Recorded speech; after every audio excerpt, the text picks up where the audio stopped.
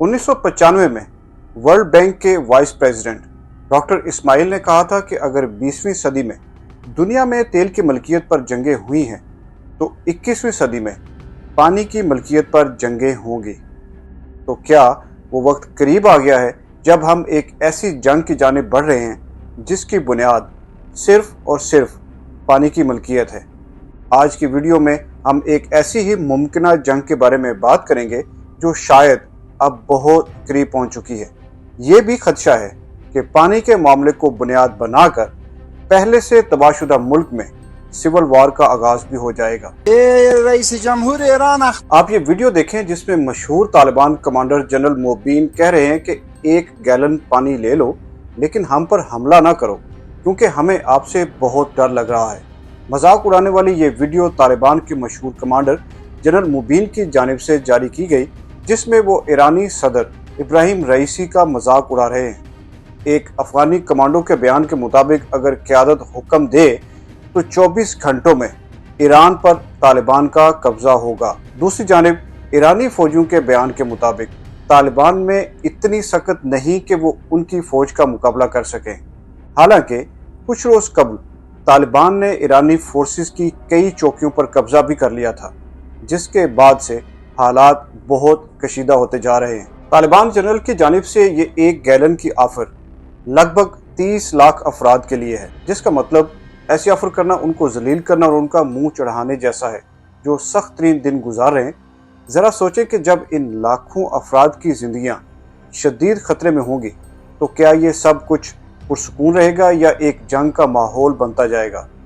वैसे जिस इशू पर पिछले कुछ अरसा में दोनों ममालिक के फोर्सेस के दरमियान झड़पों का आगाज़ हुआ और हलाकतें भी हुई हैं, वो इशू अब दोनों ममालिक के लिए ज़िंदगी और मौत का मामला बनता जा रहा है।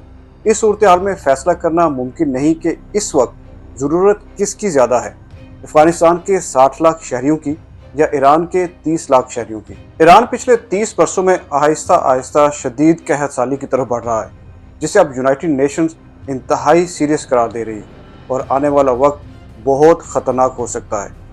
ईरान मेट्रोलॉजिकल ऑर्गेनाइजेशन के मुताबिक इस वक्त तकरीबन 97% ईरान किसी न किसी हद तक कहत साली का शिकार है, जिसकी वजह से ईरान अब हर तरह की कोशिश कर रहा है कि तालिबान अपने दरियाओं पर बंद बनाने से बाज रहें।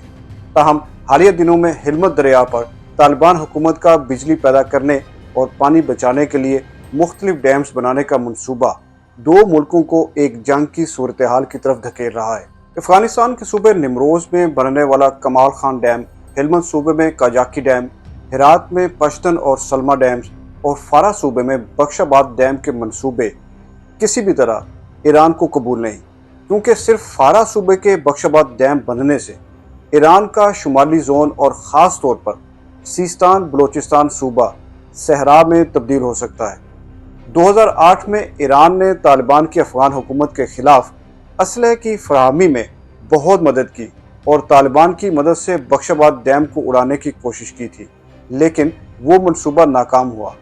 मगर अब ईरान इस डैम को तबाह और तालिबान इसको बचाने के लिए एक दूसरे से लड़ रहे हैं। इसकी एक वजह यह भी है कि सरहद की दूसरी जानिब यानी अफगानिस्तान में 60 लाख अफराद को कहत साली का शदीद खतरा है।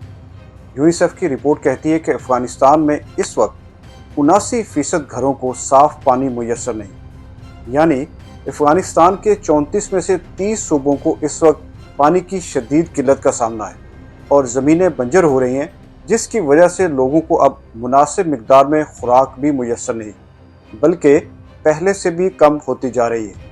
बामियान और डाकोंडी सूबे से लोग नकल मकानी करने पर मजबूर हैं और इन नकल मकानी करने वाले कुछ ख़ानदानों को माली मुश्किलात से निकलने के लिए अपने बच्चों को भी बेचना पड़ा।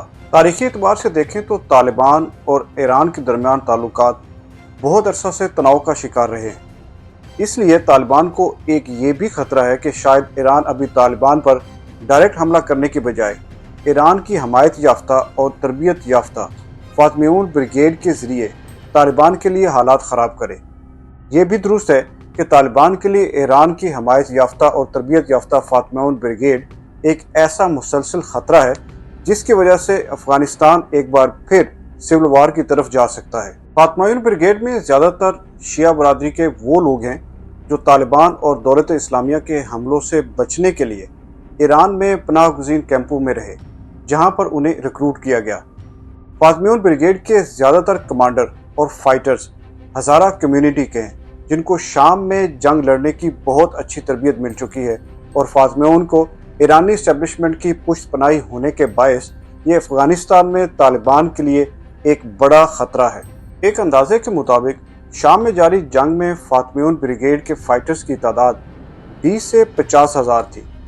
یونائٹڈ انسٹیٹیوٹ آف پیس کے مطابق ان کی تعداد 60 ہزار تک ہو سکتی ہے۔ افغانستان اور ایران کے درمیان 1973 کی ٹریٹی کے مطابق ایران کو ہلمند دریا سے ہر سال 850 ملین کیوبک میٹر پانی ملے گا، لیکن افغانستان میں بڑھتی قحط سالی کے باعث اب یہ ممکن نہیں رہا۔